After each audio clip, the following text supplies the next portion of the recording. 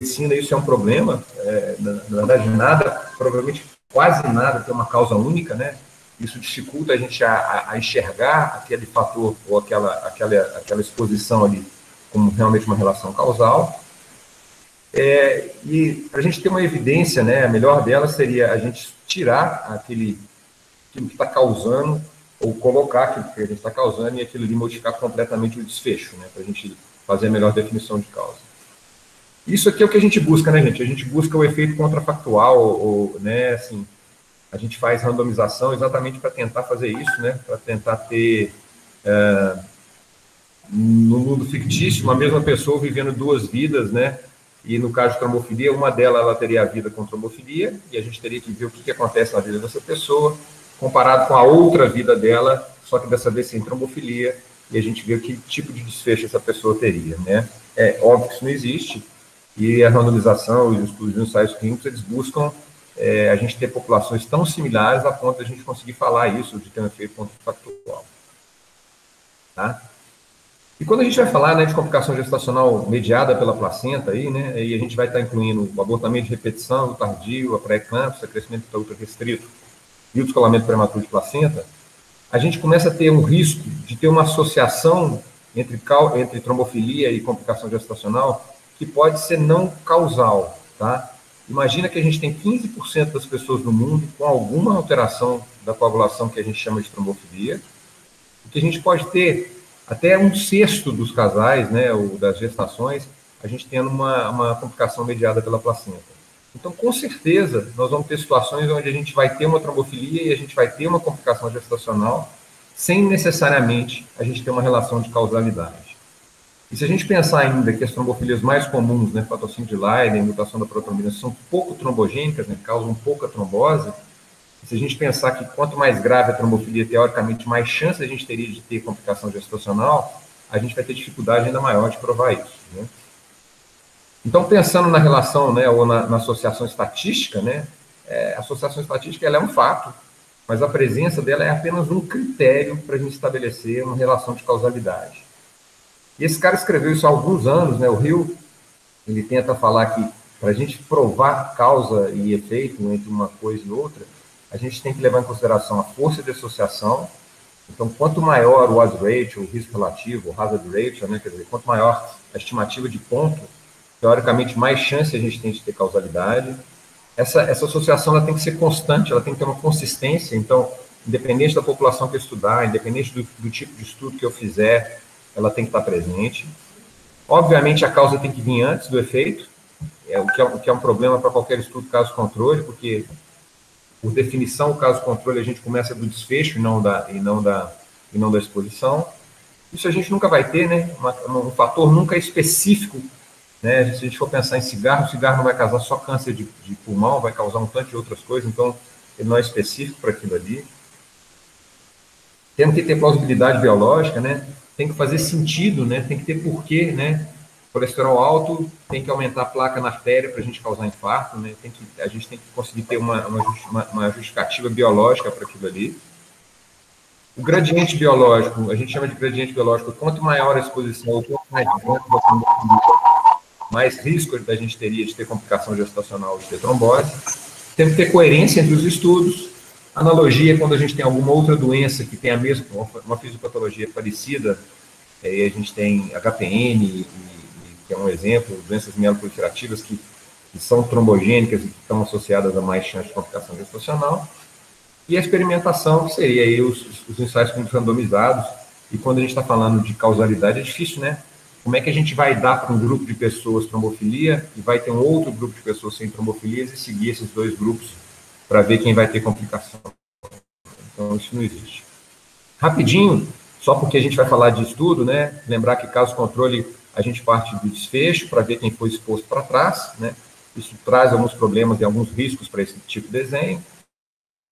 As coortes, nós vamos ter coortes retrospectivas quando a gente olha para trás, prospectivas quando a gente olha para frente, podemos ter desenhos onde a gente usa os dois modelos, né? E sempre temos que estar preocupados com essas três coisas, né? Quer dizer, qualquer estudo observacional, ele vai ter sempre um risco de viés de seleção, sempre o risco de viés de informação e sempre a presença de fatores de confusão, ou a gente tem que associar entender e enxergar esse fator de confusão.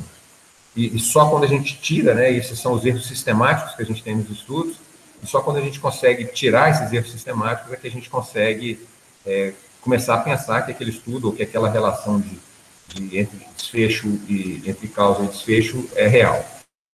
Tá? E vamos ter que lembrar ainda, gente, que quando a gente tira esses 3 vieses, quando a gente consegue excluir a presença da associação pela chance, e aí vai estar completamente ligado ao erro aleatório e ao tamanho da amostra, só aí que a gente pode pensar que aquilo ali existe realmente, tem realmente uma relação, tá? Então, quando a gente olha os estudos que a gente tem para trás de associação de trombofilia e complicação gestacional, a gente vai ver que esses vieses estão presentes o tempo inteiro, e por isso a gente tem tanta dúvida, e por isso a gente tem tanta dificuldade em definir, primeiro, o que a gente vai estudar, em quem que a gente vai estudar, se a gente vai tratar, com o que a gente vai tratar. Tá? Eu vou trazer agora alguns estudos, né? Eu vou começar trazendo uns casos controles, depois umas coortes. Eu vou passar mais rapidinho nisso, só para vocês verem, na verdade, a diferença que a gente tem de desfecho, né, ou de associação, quando a gente tem um tipo de estudo comparado com outro tipo de estudo e quando a gente vai tirando um pouquinho dos vieses, tá? Então, isso é um caso controle interessante de ser lido, de 2005, né, uma corte italiana, muito cêntrica lá na Itália, com 800 casos, 800 controles, com uma definição de pré-eclâmpsia bem clara, tá? Estudou essas trombofilias aqui, e fez um cálculo amostral de forma reversa, mas de todo jeito era um N importante, preocupou com os fatores de confusão, né, com peso, tabagismo, idade, número de parto, então eles eram similares nos 2 grupos, e ele divide, né, essa associação, quando a gente tem pré-eclâmpsia grave, tá, e pré-eclâmpsia não grave, tenta dividir por tipos de trombofilias diferentes. Essa primeira aqui é uma análise univariada, eu vou mostrar para vocês a multivariada também. E aqui eu chamo a atenção para algumas coisas, gente, olha aqui para vocês verem, né, então patrocínio de Leiden, em homozigose ou em heterozigose, né, um risco, um odds ratio aí de 5,2, né, com intervalo de confidência até pequenininho, não passando pelo 1, tá joia?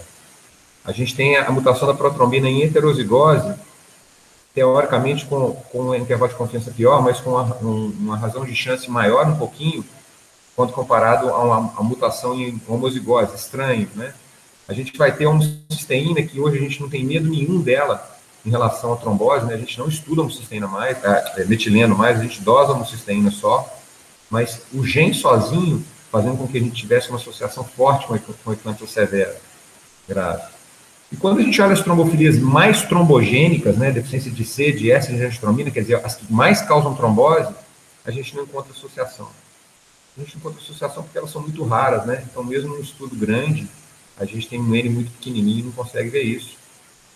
E quando a gente olha a SAF, que também era esperado de ser uma coisa muito grave, a gente encontra uma razão de chance menor do que com mutação de protrombina e patrocínio de Leiden, sendo que essas trombofilias são muito mais mansas do que uma SAF. Se a gente olhar os defeitos combinados, né, a gente vai ter aí um risco relativo muito grande, um odds ratio muito grande, mas uma imprecisão enorme. E se a gente olha qualquer uma, é muito inespecífico isso, mas a gente tem um intervalo de confiança menorzinho com um risco 5 vezes maior. Tá? Isso é só para mostrar o tamanho do intervalo de confiança e aqui um intervalo de confiança menorzinho. Né? Lembrando que essa é uma análise univariada. Quando a gente olha já a pré-eclâmpsia mansa, a gente pode ver aqui, olha, que essa associação ela desaparece praticamente. Né? Então, quer dizer, a gente teria uma associação de trombofilia com pré-eclâmpsia grave, mas não teria com pré-eclâmpsia leve ou moderada. Isso é interessante porque isso levanta para a gente uma hipótese que eu acredito nela, né, assim, óbvio que a gente precisa de mais estudo, mas provavelmente ter trombofilia ela funciona muito mais como um fator de prognóstico para as mulheres que já teriam uma pré-eclâmpsia do que, na verdade, como uma causalidade, né? A gente imagina que essas mulheres que têm alguma trombofilia, elas vão ter mais dificuldade em regular a coagulação delas. E se você tem uma inflamação ou uma ativação, e a gente vai ter isso, né? Você tem uma resposta inflamatória nessas doenças, e se você tem uma dificuldade maior de organizar essa inflamação, você teria quadros mais graves. Eu vou mostrar um outro slide que sugere isso também. E quando a gente faz uma análise multivariada, né, é interessante porque, assim, a gente passa a não ter associação da síndrome fosfolipídica, que é estranhíssimo, né?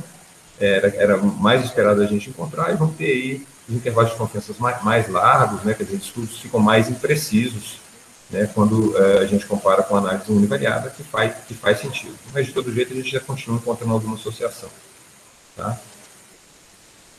E esse slide que eu falei para vocês, sobre o ponto da gente imaginar que a trombofilia ela funciona como fator prognóstico, a gente pega as mulheres dentro das pré-eclâmpsias graves, com e sem trombofilia, a turma que tinha trombofilia, ela vai pior, ela vai ter uma pré-eclâmpsia grave com um desfecho pior, mais prematuro, mais HELP, mais rolamento, mais CIVD, né, reforçando aquela ideia de que essas mulheres elas manejam pior a coagulação e talvez por isso elas vão ir pior. Tá?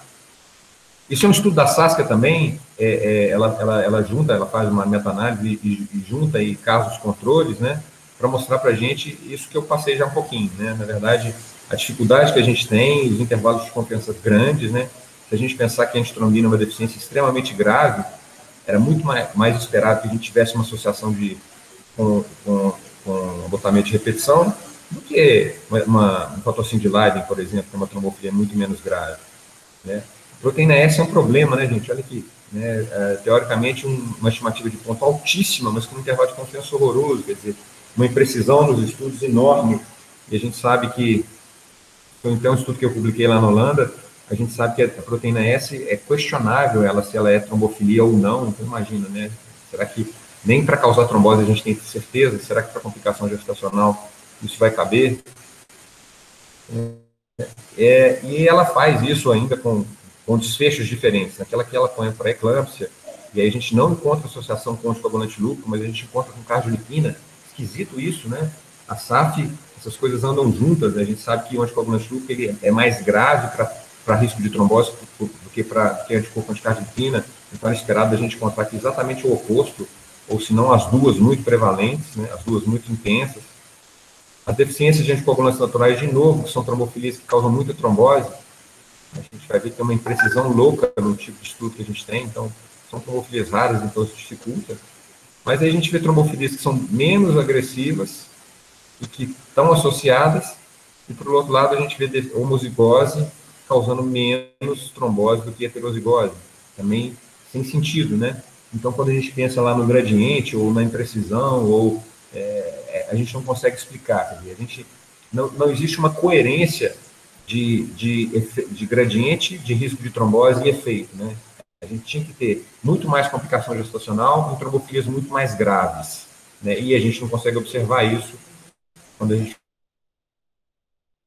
está fazendo meta-análise ou quando a gente vai juntando tanto de estudo. E aqui é só para mostrar a morte intrauterina, e a gente vai encontrar a mesma situação, né? Aqui, razão de chance grande, mas com intervalo de confiança enormes, né? Provavelmente refletindo aí a falta de estudos ou a dificuldade que a gente tem de fazer estudo, e a proteína S, que é uma trombofilia questionável, com uma associação forte com morte intrauterina.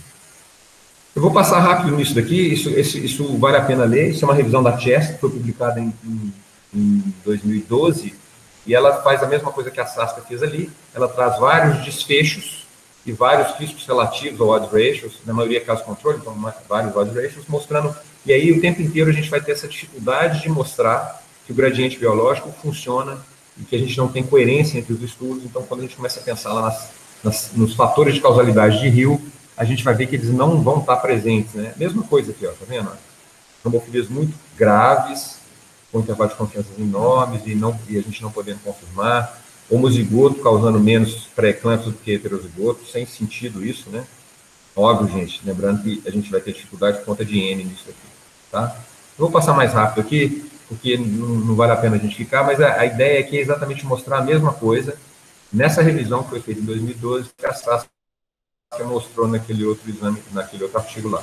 E aí divide aqui por perda precoce, perda recorrente precoce, e a gente vai estar encontrando sempre um tanto de incoerência nesses resultados e dificuldade da gente estar tendo uma mesma linha, né? Aqui são as perdas tardias, né, no trimestre, ou perda tardia, com cada uma das trombofilias, rolamento de placenta, crescimento da útero restrito. Em todas elas a gente não vai conseguir fazer, vai ter uma coerência nisso daí. Isso resultou numa recomendação, né, com grau 1B razoável, né, e para mulheres com perdas precoces, né, 3 ou mais, antes de 10 semanas, estudar só a síndrome fosfolipídica, não estudar trombofilia nenhuma, né, em pacientes com história de complicação gestacional, mas observando que o grau de recomendação é ruim, né? 2C é praticamente nada, né? Fala para a gente que a gente precisa de mais estudo. E acho que é uma frase que o pessoal da Holanda lá usava, que ausência de evidência não é evidência de ausência, né? Então, acho que isso é um problema, porque a gente mesmo, a gente tendo o grau de recomendação, falando para a gente não estudar, o grau de recomendação que a gente tem é muito ruim, tá? E quando a gente começa a pegar as coortes, né? Então, isso aqui é uma coorte de 2002 a 2009, eram gestantes com menos de 20 semanas, que não tinham sido definidas em outros lugares, 2 hospitais universitários. O desfecho foi bem padronizado, e aí, tônus de placenta, queda gestacional, crescimento intraútero restrito e a pré-eclâmpsia. Estudou só Leiden, mutação da protrombina. O cálculo amostral, para mostrar isso, era de 7 mil pacientes. E o que ele mostra para a gente é que ele consegue 7 mil pacientes. Isso aqui é um quadrinho só para mostrar que essas mulheres eram divididas entre os grupos de modo similar, no que a gente diz respeito à idade gestacional, recrutamento, a paridade, se era simples ou gemelar, fumante ou não, tipo de parto, sexo feminino, e, obviamente, as mulheres que tinham trombofilia foram mais expostas à anticoagulação do que as que não tinham, isso faz sentido, mas o resto, isso era muito similar, então a gente meio que tira aí da história os fatores de confusão dessa coorte, né? E quando a gente vai ver o resultado da coorte, gente, a gente vai ver que a gente encontra nada de associação, né? Então, patrocínio de Leiden, mutação da protrombina, não teve associado com risco aumentado de nada disso aqui, tá? Completamente diferente dos casos controles que a gente mostrou lá atrás. E quando a gente vê as meta-análises que incluíram só coortes, a gente vai estar vendo exatamente a mesma coisa, né? A gente vai estar vendo que a incidência desses eventos é a mesma, nos estudos que tinham trombofilia ou nos estudos que não tinham trombofilia, uma heterogeneidade pequenininha, né? Quer dizer, tem uma meta-análise aí bem adequada, tá? Isso daqui é só a mutação da protrombina, com pré-eclâmpsia, e a gente vai estar vendo aí a mesma coisa, né? Falta de associação, incidência igual, né, da trombofilia nos dois grupos. Então, sem mostrar essa associação. Então, quando a gente vai tentar responder lá, né, aos critérios de Hill para falar em causa e efeito, né, a gente pensa na força de associação, ela foi extremamente irregular entre os casos controles e nas coortes bem mais fraca.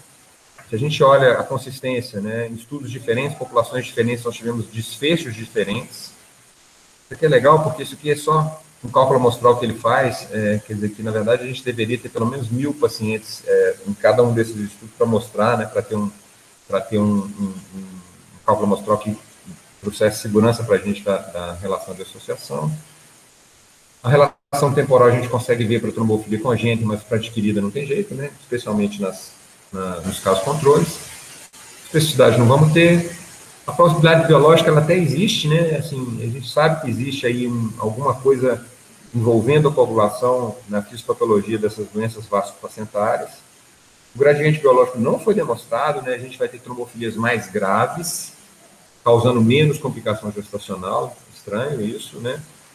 A coerência, a gente tem coerência quando a gente pensa em fisiopatologia, a gente tem incoerência quando a gente olha nos resultados, né? A analogia, ela existe, a gente sabe que a HPN, doença mieloproliferativa, tem uma incidência maior de complicação gestacional, então, em analogia às trombofilias, isso bateria, tá? E a experimentação é extremamente complicada, né? É aquela história da gente ter que incluir trombofilia e tirar a trombofilia e ver se isso está aumentando ou diminuindo o risco. Então, na verdade, a experimentação nesse sentido não dá para a gente ter. Tá? Então, a gente começou a tratar lá atrás, né, com heparina, essas mulheres com complicação gestacional, baseado num tanto de estudo, e a gente tem que questionar se eles são capazes de responder essa relação entre a presença das trombofilias e as complicações gestacionais. Tá? E aí, com o tratamento, a gente passa a ter um outro problema, né? A gente passa a ter estudos observacionais mostrando que as heparinas são extremamente eficazes, né? E aí a gente vai ter aí o confounding by indication, na verdade, as mulheres eram selecionadas para ser tratadas de acordo com a gravidade de cada uma delas. A gente vai ter o tempo, o mortal bias, né, que é o tempo de mortalidade, né? Na verdade, as mulheres que começaram a usar heparina ou AS ou o que fosse, elas tinham que chegar com a gestação até aquele momento ali. Então, esse período da gestação até começar o tratamento, ele não é contado nos estudos, a maioria deles não ajusta por isso daí, então isso melhora o desfecho desse grupo de mulheres, né? E a gente vai ter sempre a tendência de regressão à média, né? Perder menino ou ter complicação gestacional é mais raro do que ter uma gestação normal. Então, sempre que a gente compara uma paciente com ela mesma, né, a segunda gestação dela, ela tem menos chance, apesar dela ter mais chance do que a população normal de ter outra complicação gestacional, ela tem menos chance do que ela mesma teve na primeira gestação. Então, pode ser que nada melhore o desfecho, né? E é interessante isso, porque a gente tem estudos mostrando que simplesmente acompanhar essas mulheres bem acompanhadas, né, a gente diminui a incidência de complicação gestacional. E a gente faz um ensaio clínico na tentativa, né, e a gente randomiza na tentativa de controlar fator de confusão, de manter esse prognóstico, né, dos dois grupos iguais no início, da gente ter um estudo onde a gente não perca follow-up, então a gente mantém o prognóstico do grupo durante todo o acompanhamento. A gente tem que olhar desfecho de uma forma similar nos dois grupos, de preferência tem que ser estudos sérios para evitar co-intervenção e todos os vieses que a gente pode ter aí no estudo que não é cego. E vamos ter dificuldade nisso aqui, né, gente? Ensaio clínico randomizado custa caro, cálculo amostral não é simples de fazer, a gente parte de um tanto de premissa que a gente não sabe se é verdade, né? A gente parte da premissa de que o tratamento vai melhorar e que ele vai melhorar em X%. A gente parte de uma premissa de incidência daquele desfecho em pacientes que não têm tratamento, que muitas vezes não é real. Algumas vezes no ensaio clínico, a quantidade de desfecho que você vê no placebo ela é menor do que a da literatura, que a literatura sugere. Enfim, são problemas que a gente tem nos trials, tá? E aí agora eu vou trazer um pouquinho para vocês uma sequência de trials clínicos que foram feitos e o que aconteceu nesses estudos. Tá? Esse foi o primeiro que eu encontrei, de 2004, é um estudo aberto e eu acho que ele já começa mal porque ele não tem placebo. Ele não descreve as características demográficas dos grupos, é um N pequenininho, ele não fala para a gente no diagrama de fluxo, a gente não sabe a quantidade de paciente que foi perdido, que não entrou, como é que foi o follow-up, não fala para a gente se foi por intenção de tratar ou por protocolo, e aqui ele encontra uma diferença importante, né, em usar heparina em relação à aspirina, quando eles estão falando de fator de Leiden, mutação da protrombina, porque acho que é deficiência de proteína S, gente, se eu não estou enganado, tá? Mas, em todos eles, a heparina fez mais bem do que o AS, né? E, na verdade, com percentuais importantes, né, de diferença aqui. Mas um estudo com um desenho super questionável, tá?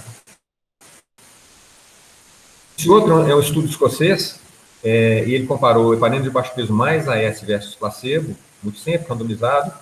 A definição dele de inclusão eram 2 ou mais abortamentos antes de 24 semanas, né? Estranho isso daqui, né? Ele não faz nem antes de 12, nem após 12, né? Então, acho que ele coloca duas coisas no mesmo saco aí. É um estudo aberto, com intenção de tratar, que não avaliou a trombofilia, que estudou, mas ele não faz uma avaliação de trombofilia e tem um cálculo, um N de inclusão menor do que um cálculo amostral, foi publicado na Blood há 10 anos atrás, uma revista de super alto impacto. Esse estudo encontrou zero de diferença entre usar heparina e aspirina versus placebo. Acho que o que a gente tem que aprender com ele é que mesmo o grupo de pessoas que usou alguma coisa, a quantidade de desfecho grave foi exatamente a mesma do grupo que não usou. Então, assim, na verdade, talvez por isso a gente use heparina, né, de uma forma tão solta, né? A heparina, de certa forma, é muito pouco mórbida, né? A gente, fora o preço, fora ter que aplicar, ela, em termos clínicos, ela não é uma droga problemática. Esse é um estudo interessante, é um estudo holandês, multicêntrico e, de novo, né, abortamento antes de 20 semanas, estranho isso, aberto para heparina, mas ele faz um cego para o AS, ele usa um placebo, os pacientes tomavam AS, e ele faz AS, heparina mais AS, ou só AS versus placebo, mas ele foi interrompido no meio do caminho, tá? Ele mostra para a gente uma ausência de efeitos colaterais graves, então interessantes para a gente. e uma ausência de diferença, né, entre os desfechos principais. Então, usar heparina aqui, ou usar heparina mais AS ou AS versus placebo, não fez diferença. Tá? Isso é a avaliação deles, né? A gente for ver aqui embaixo, especialmente aqui embaixo, que era só quem ficou grave, a gente vai ver que os desfechos, né, o percentual de desfecho é praticamente o mesmo entre placebo, aspirina e heparina mais aspirina. Outro estudo, tá? É um estudo cego para o AS, no centro randomizado, intenção de tratamento.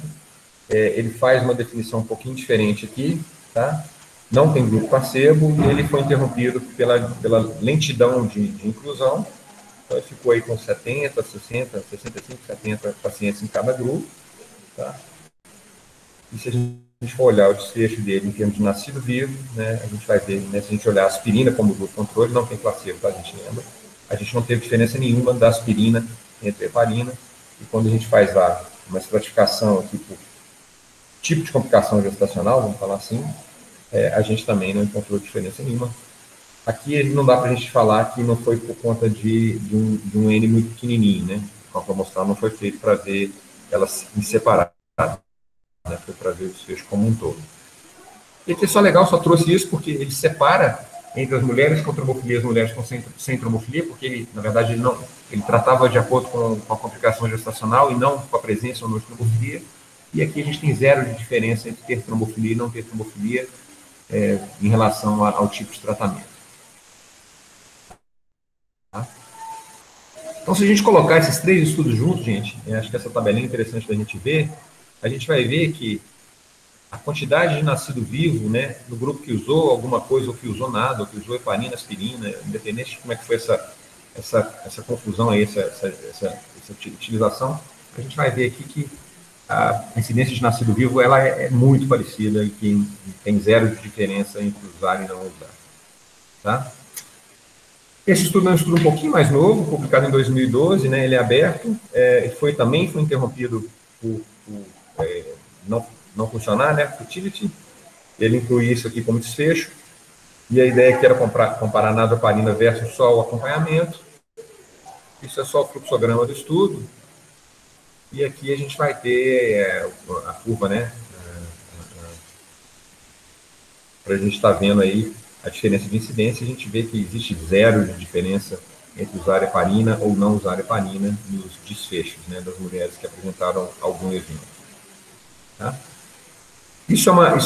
Tem duas meta-análises aqui, eu trouxe uma, não pus a outra, depois até aqui na continuidade da apresentação, se quiserem ver eu mostro para você, mas acho que é legal a gente passar mais tempo discutindo. Ela começa essa meta-análise apresentando um caso de uma mulher aí com 3 perdas consecutivas sem explicação, aos 34 anos, se a gente deve ou não testar para trombofilia, e uma mulher de 25 anos com uma perda, com 16, com a presença do Leiden. Ela pergunta para a gente se usar heparina vai melhorar o desfecho dela. Tá? Essa meta-análise ela incluiu estudos randomizados, com trombofilias hereditárias, com esses dois, definiu perda tardia aqui, perda precoce aqui, entre 2 e 10 semanas. As pessoas tinham que ter sido alocadas para tomar heparina com ou sem aspirina, versus sem heparina com ou sem aspirina. Então, a gente vê aqui que a gente pode ter aspirina dos dois lados, né? O que dificulta até a gente olhar para essa meta-análise, né? E o desfecho primário era menino vivo, tá? A intenção de tratar, random effect, né? Melhora um pouquinho, ele considera a heterogeneidade se o I é menor do que 25%. Então, a gente sai aí de 1.400 estudos e termina com 8 estudos, né? Esses são os estudos que a gente termina e o que incomoda aqui, na verdade, é que a gente vai ter, primeiro, uma variação enorme da quantidade de pacientes que a gente tem, uma variação da idade com que essas mulheres começaram a ser tratadas, uma diferença entre as trombofilias que foram incluídas nos estudos, né, e os critérios de inclusão, né, que também são diferentes. Então, a impressão que eu tenho quando a gente fez essa meta-análise é que a gente colocou dentro do mesmo balaio um tanto de coisa que não dava para ser colocado junto, né, o que é um problema. E se a gente for olhar o AS, né, a gente vai ver que a gente tem AS em todos os braços de tratamento, né. Então, aqui é quando a gente tem alguns estudos com 3 braços, né, mas em todas as situações a gente vai ter o AS, e esse AS pode estar meio que confundindo a cabeça da gente se é que o AS tem algum efeito e poderia estar mascarando esses desejos que a gente está encontrando. Mas quando a gente põe os estudos todos juntos, ou quando a gente põe só os multicêntricos, a gente vai ver que usar heparina não fez diferença nenhuma para o desfecho dessas mulheres, né? E aí ele termina concluindo que ele é contra estudar trombofilia congênita para mulher com perda com menos de 3 semanas, e que ele não recomenda para aquela mulher que perdeu com 16 semanas de patrocínio de Leiden heparina numa gestação futura. Tá? Isso aqui é uma outra conversa, eu trouxe esses slides só para a gente, talvez a gente discutir, talvez e até discutir a experiência de vocês com isso daí. Ah, não, esse aqui é outro, eu achei que esse aqui era do AS. Esse, na verdade, é da heparina prevenido para eclâmpsia, né? E aí a gente vai ver que também, de novo, a gente vai ter praticamente nenhuma diferença em usar heparina ou não usar heparina em diversos tipos de desfechos diferentes aqui, das gravidinhas. Esse estudo é um estudo que não sai nunca, para mim ele não vai sair mais, é uma Live 2, que é do pessoal lá da Holanda, eu tinha muita esperança que ele saísse, porque ele tem um desenho muito bem feito, mas eu acho ou que está tendo uma dificuldade muito grande de recrutamento, se é só o desenho do estudo, ou que as pessoas desistiram realmente de fazer, de dar andamento nesse estudo, tá? E esse aqui que é do AS, né, que eu acho que vale a pena a gente discutir, é um quadro grande, foi publicado em 2013, o que mostra que AS versus não AS, nessa meta-análise, tem diversos desfechos diferentes, né? Então, aqui a gente tem um tanto de coisa para a gente pensar, né? Se a gente olhar a pré-eclâmpsia como um todo, a gente tem 12 mil participantes, é interessante isso aqui, né? Com uma diferença entre tratado e não tratado com significado estatístico, especialmente quando essa pré-eclâmpsia, quando o tratamento começa antes de 16 semanas, né? Então, aqui, começar a tratar precoce parece que fez mais bem do que não. Mas, enfim, isso aqui é uma outra discussão. A gente tem alguns estudos com a AS também, com alguns resultados interessantes. E, de certa forma, o AS é menos mórbido, né, gente? O AS é uma droga mais fácil de usar, mais tranquila, mais barata. Né? Mas também vamos ter problema aqui com a heterogeneidade de alguns estudos. Enfim, isso também é uma coisa para discutir. Então, gente, para a gente fechar, eu acho que a gente tem uma quantidade de problemas, sim, né? Eu acho que a primeira coisa é que eu não consigo enxergar uma forma melhor de aprender sobre isso se a gente não estudar essas doenças separadas. Eu acho que não dá para a gente incluir pré-eclâmpsia com descolamento prematuro de placenta, com crescimento intraútero restrito, com HELP, sabe? Acho que, assim, a gente precisa de ter isso enxergado de forma diferente, estudado de forma diferente, separada, né? Ainda temos que conseguir padronizar isso melhor, né? Então, abortamento precoce são 2, são 3 causas, até quantas semanas, crescimento intrauterino, a gente vai incluir menor que 10%, menor que 3%, isso também é um problema. Mesmo os ensaios clínicos que a gente tem, né, os ensaios clínicos randomizados que a gente tem, eles têm problemas metodológicos, eles foram terminados antes, todos são abertos, a gente tem um tanto deles que não fala para a gente sobre intenção de tratar por protocolo, como é que eram esses grupos no início. A gente tem uma dificuldade com o cálculo amostral, desses estudos, né? É difícil incluir esse tipo de mulher. Eu acho que o que eu uso no meu dia a dia, na verdade, é esse slide aqui, para falar a verdade com vocês, né? Eu acho que a gravidade do quadro, ela deve guiar a gente, né? Importa completamente para mim saber se foi uma HELP síndrome com 24 semanas ou se foi uma HELP com mais velha. HELP, estou exagerando, mas foi uma pré-eclâmpsia com 24 versus uma pré-eclâmpsia com 32, uma gestação prévia. Isso faz total diferença, né? Eu acho que quanto mais evidência de doença vasculoplacentária a gente tem, mais chance a gente tem de tratamento ser eficaz, né? A gente chama isso de erro de classificação, né? Imagina, se eu estou chamando uma doença, uma mulher, uma complicação gestacional de vasculoplacentária, mas ela tinha, na verdade, era uma alteração cromossômica intraútero, né? Então, eu vou dar heparina para alteração cromossômica, espero que ela melhore, ela não vai melhorar, né?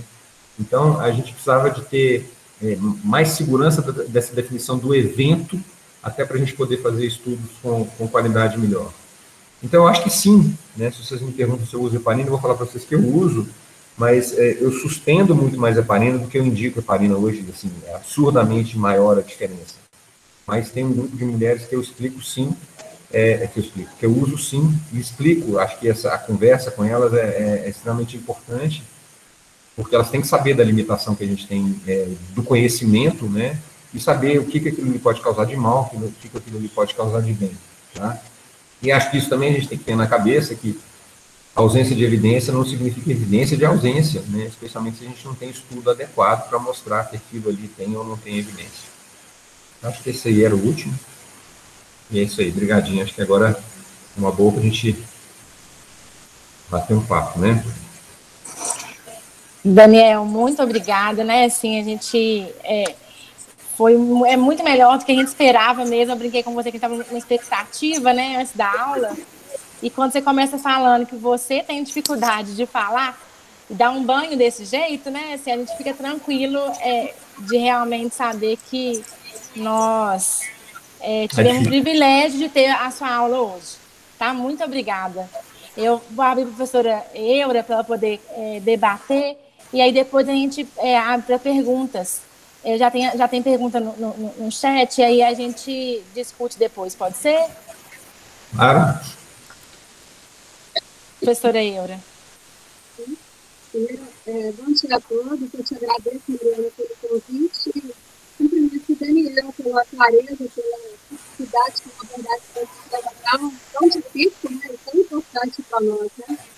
E o mais importante mesmo é harmonizar essa investigação material da hemofilia na população feminina e o importante quanto isso é o que o Daniel falou, dessa existe uma associação de trombofilia e complicações profissionais e a gente apenas um dos critérios, avaliar um dos critérios. A gente aí no final, a gente recebe pacientes, nós recebemos uma paciente que tinha uma perda anterior, acho que com 10 semanas, e ela era muito presa, com tabagismo, um tabagismo pesado. E ela já chegou para a gente e tinha 40, com 11 semanas. Então, assim, chamou a atenção que o colega, antes de orientar, mudança de alimentar, perda de peso, sensação de tabagismo, ele... Eura, parece que está dando um mau contato, a gente mal está te ouvindo. Não ouviu nada? Não, está cortando. Oi, está contando o caso da... Eura, eu te sugiro usar o microfone e o fone, porque aí você perde menos a sua voz, se você puder. Cara, acontece que a internet não está conectando no computador, eu estou no celular, talvez seja isso. Ah, então fala bem devagar, porque aí a gente perde menos.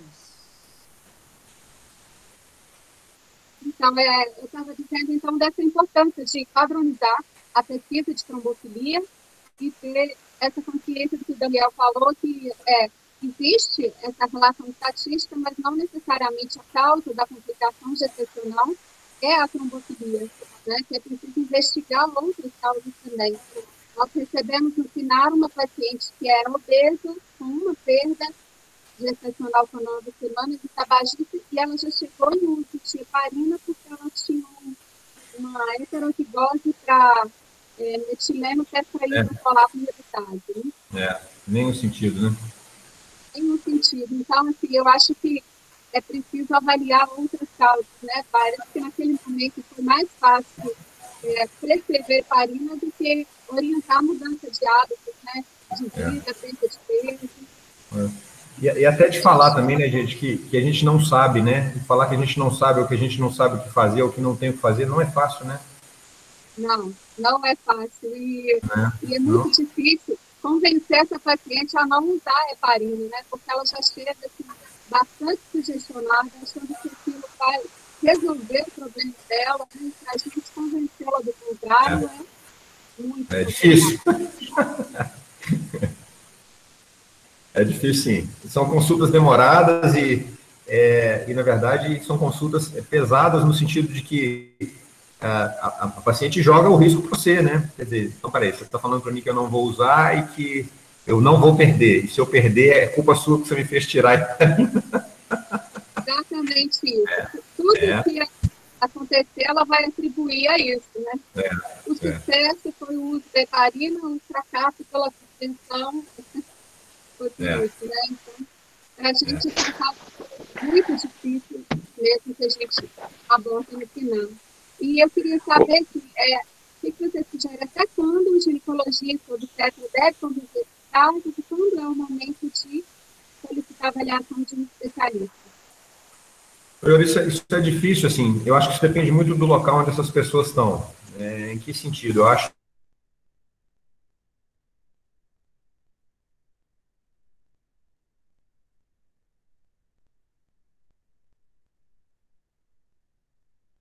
que...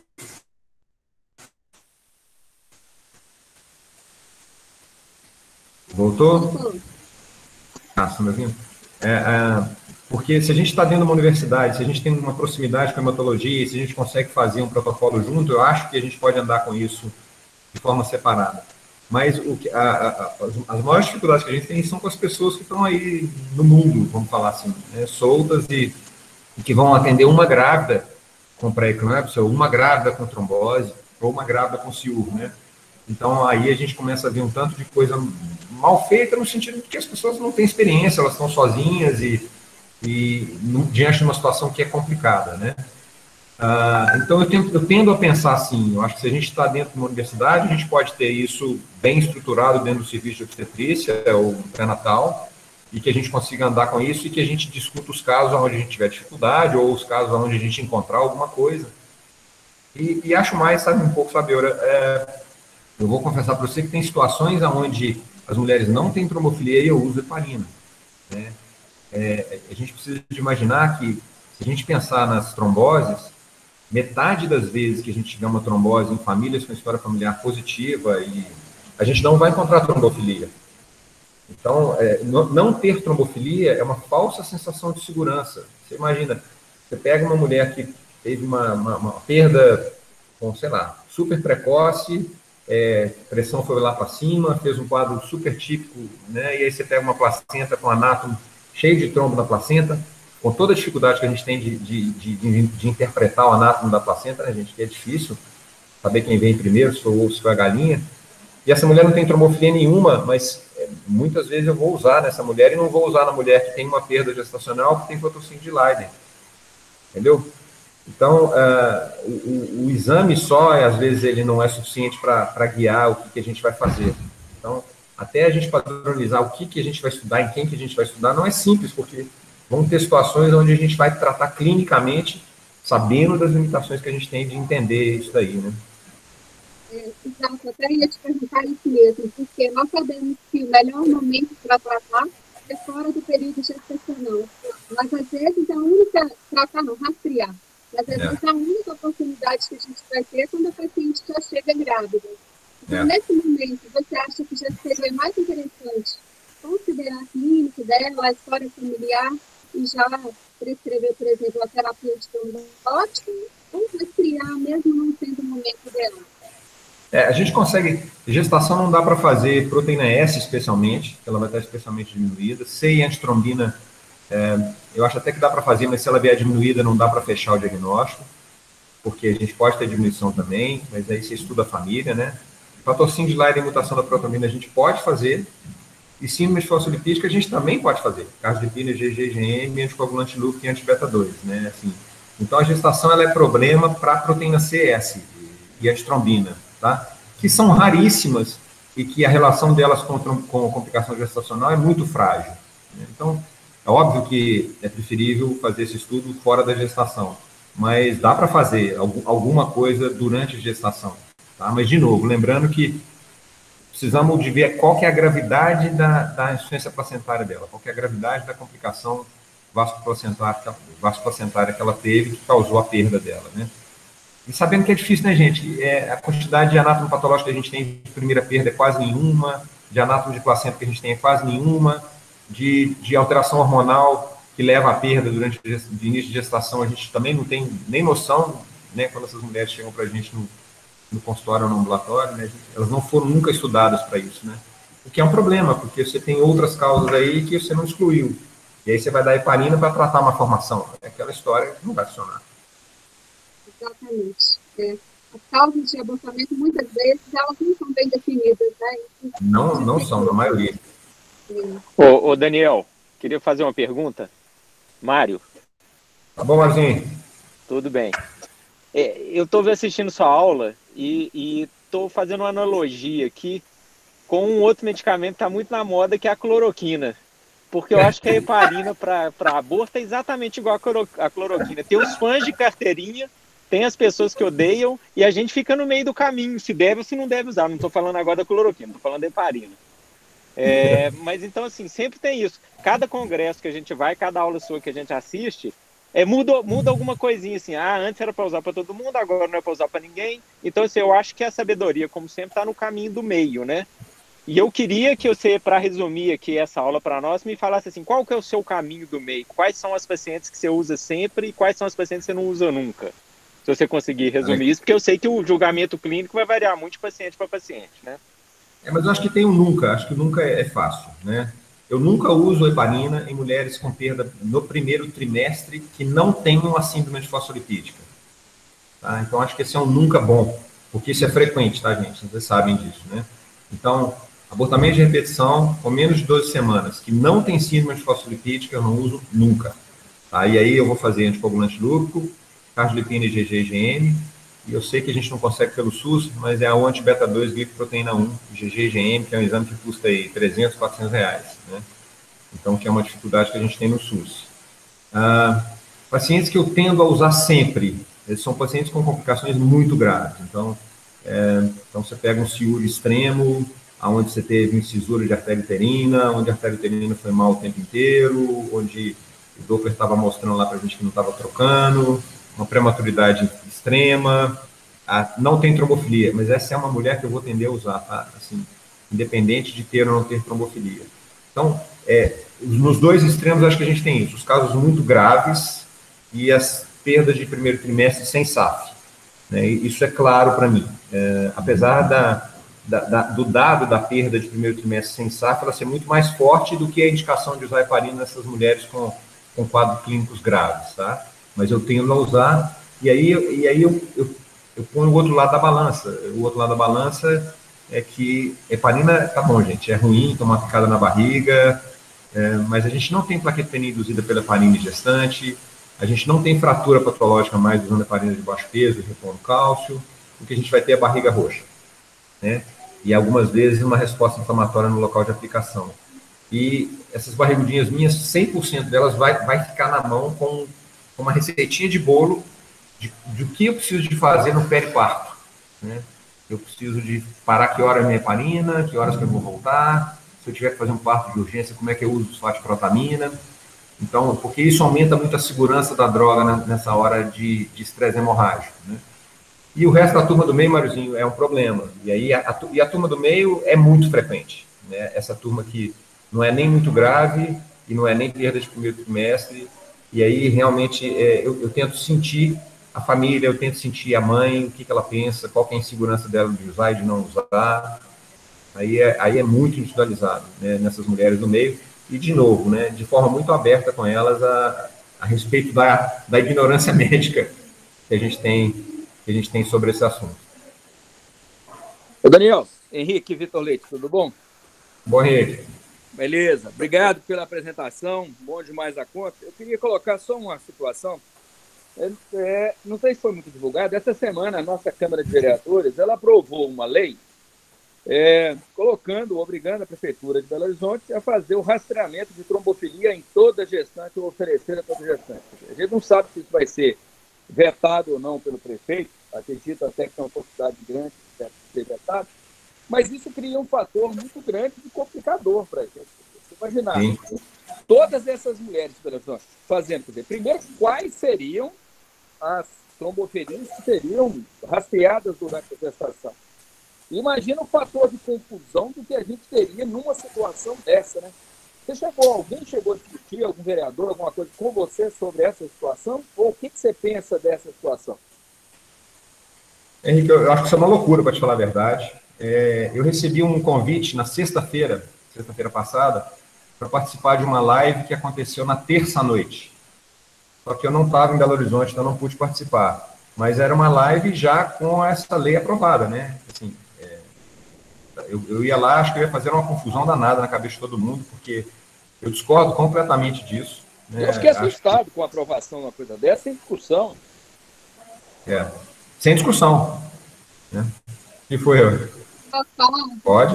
Na verdade, isso foi uma portaria do Ministério da Saúde de 10 de janeiro que inclui a pesquisa de trombofilia durante a gestação, dentre os exames cadastrados pelo SUS. Então, isso veio do Ministério da Saúde para cá. É de 10 de janeiro essa portaria. E acho que pesquisa proteína C, S, antitrombina, anti-beta-2, glicoproteína e... anticoagulante lúpico. Não, professora, essa é uma legislação que foi aprovada essa semana por unanimidade dos vereadores. É por causa de uma criança, de uma senhora que teve uma criança, que teve uma pré-eclâmpsia, forma grave precoce, um FIUV, teve uma perda. Então, motivou esse vereador a propor essa legislação municipal dessa questão. A gente nem sabe se a prefeitura vai ou se o prefeito vai ou não vai vetar. Mas é uma lei municipal, não é do Ministério, não é uma lei municipal que foi aprovada essa semana. Sim, mas também, assim, tem essa portaria do Ministério de 10 de janeiro. A gente nem tomou muito conhecimento, mas ontem, eu revisando os termos, eu achei essa portaria de 10 de janeiro, instituindo a pesquisa da trombofilia na gravidez. Isso é um problema, gente. Sim. Pois é, mas pelo que eu entendi, Eura, essa portaria, ela permite que seja feita a investigação nos casos que o médico julgar necessário. O que o Henrique está falando é que deveria ser feito obrigatoriamente. Em toda paciente. Aqui é obrigatório, é oferecer para toda a gestante. É colocar na rotina do pré-natal o rastreio de trombofilia. E nem define qual tipo de rastreio que vai ser feito. Né? Isso é maluquice, né, gente? Isso é maluquice completa, isso é desperdício de recurso, isso é... Nós vamos ter problema com isso, com certeza. Não, eu acho que isso é uma coisa para discutir lá com o Dr. Jackson para ele orientar o prefeito para vetar essa lei. Não tem a menor condição. Teria que ter um acesso lá ao secretário. E o tanto de pacientes que vão chegar com algum tipo de alteração de exame que não tem significado clínico. 15%, né, Daniel? 15% que vão ter alteração, né? A gente tem estudo aqui em Belo Horizonte, gente. Mas a gente, por exemplo, o fator 5 de Leiden em Belo Horizonte é 4,2% em pacientes assintomáticos. Mutação da protrombina em 3,5%. Você imagina? É uma loucura completa.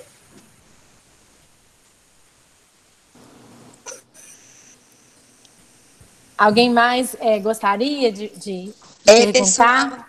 Mari, posso fazer uma Pode. observação? Você já tinha colocado lá no Eu coloquei no chat mesmo. Mas fique à vontade, professora Amanda. Primeiro, eu queria dar os parabéns para o Daniel, para a Eura, pela excelente análise crítica, né, nesse tema de trombofilia e gestação. Para vocês verem, eu achei um ponto muito importante essa questão mesmo da alívio do obstetra ao prescrever os anticoagulantes em algumas pacientes, né? A gente vê de fato um exagero na prescrição desses medicamentos para dar um falso alívio ao obstetra que ele está fazendo. É realmente, igual o Maurício falou, algo do tipo que está acontecendo atualmente com a cloroquina, com a ivermectina e com muitas outras coisas mais. Então, essa análise crítica, criteriosa dos artigos trouxe essa luz que eu acho muito importante. Agora, eu queria fazer uma observação, que é o que eu fiz no chat. Uma vez que esses artigos não têm dificuldade de mostrar essa força de associação dos diversos trombofilias com resultados de desfechos gestacionais desfavoráveis, não é o caso da gente avaliar a placenta através de exames não invasivos, prospectivamente dessas pacientes, e aí definir, através do exame da placenta, aquela dificuldade de invasão placentária, uma placentação inadequada, e aí sim caracterizar um risco. Eu queria julgar essa possibilidade entre as possibilidades de estudo nessa área de trombofilia. No mais, agradecer vocês dois e cumprimentar todos os colegas. Obrigada. Faz todo sentido, Ana Amanda. Isso, eu acho mais, né, gente? Com certeza, coitado da coagulação para explicar sozinho o que isso acontece na gravidez, né? Acho que isso é uma chance da gente ter um aprendizado absurdo em termos de fisiopatologia, né? Absurdo. O Doppler de artéria uterina, lá na 14ª, por aí, né? numa gestação de primeiro, ali ainda no decurso do primeiro trimestre, analisando o Doppler de artéria uterina, eu acho que ele poderia ser mais explorado, no meu modo de ver, do ponto de vista clínico, sabe? Então, não sei o que os colegas acham disso, mas eu acho que é um caminho. Assim, vocês têm alguma experiência com... Porque a gente faz lá a tal da proteína P, né? Como é que chama? Proteína P ou fator de crescimento placentário. A gente não tem acesso a esses exames, né?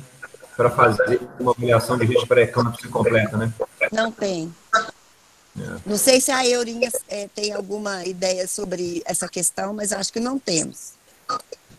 Por isso que eu acho que o que deveria definir é o pré-natal. Por isso que dentro da participação, a primeira consulta do pré-natal sendo feita por um profissional médico treinado, ele poderia rastrear e já orientar quais que são os grupos de pacientes que poderiam precisar, seja de pesquisa de trombofilia, seja do Doppler das artérias uterinas, seja de DILA, seja de qualquer coisa, mas precisaria do pré-natal, do pré-natalista, não simplesmente sair pedindo exame que as pessoas não vão saber interpretar.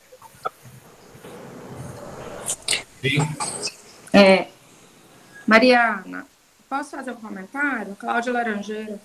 Claro. Bom dia, Daniel, tudo bem? Bom dia. Eura, Tudo jóia. parabéns, a aula foi excelente. Eu acho que essa visão epidemiológica e estatística, ela tem uma aplicabilidade clínica nesses casos muito grande. Eu queria fazer um comentário sobre essa legislação aí municipal que o Henrique citou, e eu acho que a gente podia sair aqui com um propósito. Eu queria até convidar, né, a UFMG, o Daniel e eu como diretora da Sojimic para a gente fazer um parecer técnico. Eu acho que isso é muito importante. De repente a gente encaminha para o Jackson, né? Pode até marcar uma reunião, né? Eu acho que isso é muito importante porque me preocupa muito. Hoje, quando a gente vai no comitê de óbito lá da prefeitura, a gente vê paciente que chegou a óbito porque ela não teve acesso.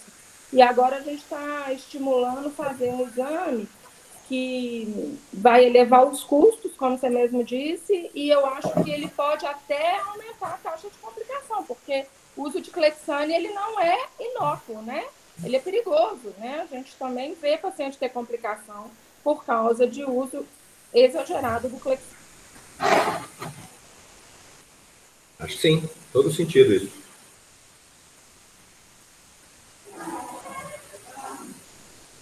Acho que pode reunir mesmo, né, todo mundo, e você vê, parece. Acho que a gente não vai ter problema em fazer isso. Eu gostaria de fazer uma pergunta para o Daniel. Fala, seu Lucas. Ô, Daniel, meu grande amigo. Daniel foi meu colega de primário, viu, gente? Nós somos colega de primário, 2, 3 anos de idade, a gente era colega no Pitágoras, tá lembrado, Daniel? Isso aí. Colega de futebol na Pampulha. Entregou a idade do Daniel. O Daniel, a gente jogava bola junto, a gente queria jogar no time dele, porque ele era o melhor no futebol. Aí a gente sempre ganhava o jogo quando ele jogava no time dele. Tá lembrado, meu amigo? Ô, Daniel, uma coisa que me preocupa muito, essa questão de trombofilia, é o overtreatment, né? Que a gente vê, as pacientes vão no hematologista, elas sempre voltam com Clexane e ou aspirina. E aí por isso que eu acho assim, a gente tem que ter sempre na mão um bom hematologista criterioso para a gente dividir essas opiniões. E uma coisa que me preocupa é a lei da cascata das intervenções, porque essas pacientes voltam sempre com Clexane ou aspirina, e aí elas acabam caindo num parto induzido, muitas vezes numa cesariana desnecessária. Né? A gente tem a questão hoje que nas capitais a gente está tendo um aumento muito grande de morte por hemorragia. Né? Então eu acho que quando a gente não tem muita resposta para uma patologia, a gente deveria evitar o excesso de tratamento, e o que a gente vê na trombofilia é o contrário, né? Como a gente não tem resposta, o pessoal fala, já não tem muito o que fazer, vamos dar a medicação. Eu só vou dar um exemplo, eu estou com uma paciente internada agora lá na Unimed. Essa paciente chegou no meu consultório, ela teve uma trombose usando anticoncepcional, e aí fizeram toda a pesquisa de trombofilia dela, e ela tinha síndrome antifosfolípide. Aí ela já chegou com aspirina e Clexane, e eu internei ela essa semana com 24 semanas, com uma HELP parcial, está com 90 mil plaquetas, e você vê que mesmo usando a medicação, não mudou em nada o curso da doença dela. E ela é primigesta. E a gente tem também outra questão que eu acho, é que a gente vê que quando a pré-eclâmpsia recorre, ela geralmente recorre de uma forma muito mais branda. E aí a gente não sabe se aquela recorrência, né, mais tardia, de uma forma mais branda, foi por causa da medicação ou foi pelo fator autoimune da segunda gestação, que acaba confundindo isso aí também, né? É perfeito isso, Lucas. É o que a gente chama de tendência de regressão à média, né? A incidência dessa doença ela é menor no segunda gestação do que na primeira. E a gente vê situações, e aí a síndrome fosfolipídica é uma encrenca, a gente tem situações em doenças autoimunes no geral, onde o anticoagulante não adianta nada, né? Eu vou fazer uma analogia aqui com as pacientes com vasculite e lúpus, por exemplo, que começam a fazer trombose arterial e venosa. Você pode anticoagular o tempo que você quiser, que elas vão continuar trombosando, né? É a Covid, gente. É a Covid na fase aguda. É tanta inflamação que não é anticoagulante para resolver. Provavelmente é anti-inflamatório, é imunomodulador, né? É uma fisiopatologia diferente desse trombo. Provavelmente essa gestante com SAF grave, aí, com essa HELP síndrome aí com 27 semanas, né? Ela tem um componente imunológico muito na população e a heparina não seguraria, a heparina S não seguraria, né? Mas isso é raro, tá, Lucas? Isso não é muito frequente, né? E o que impressiona nesse caso é que ela está com Doppler inteiramente normal, o crescimento do feto adequado e ela fazendo uma HELP parcial aí com 24 semanas. Quero esperar você já ter também alteração no feto numa situação dessa, né? Mas é isso mesmo, você está coberto de razão. E aí questionar realmente o funcionamento do tratamento. E aí a gente cai naquela história. Eu acho que a gente está tratando doenças diferentes com o mesmo remédio. Na hora que a gente fala de SAF, na hora que a gente fala de HELP, na hora que a gente fala de descolamento prematuro, o crescimento intrauterino, a gente não está falando de mesma doença, gente, né? A gente não está falando de mesma doença, né? Apesar de ter lá nas vasculoplacentárias, né? Então, acho que beleza. A gente está tratando a coisa errada, a gente está usando o remédio errado para tratar a doença, o crescimento da gente. Tá certo. A professora Rívia comentou no chat, assim, se a gente acha que o obstetra faz overtreatment, a gente tem que pensar na reprodução humana, tanto que usa muito mais, né? Em relação até um obstetra mesmo. E tem aquelas fotos emblemáticas, né? Assim, de todas as seringas de enoxaparina em volta do recém-nascido para tratamento. Alguém mais, né, assim, gostaria de posicionar? Eu acho que vai ser válido mesmo fazer esse parecer, né, assim, considerando que bom que essa aula foi essa semana também, que a gente pôde tratar disso, né, e talvez até melhorar a assistência e questionar uma coisa de alguém que não tem, na verdade, o conhecimento técnico, né, da causa, que seria esse vereador que o professor Henrique falou.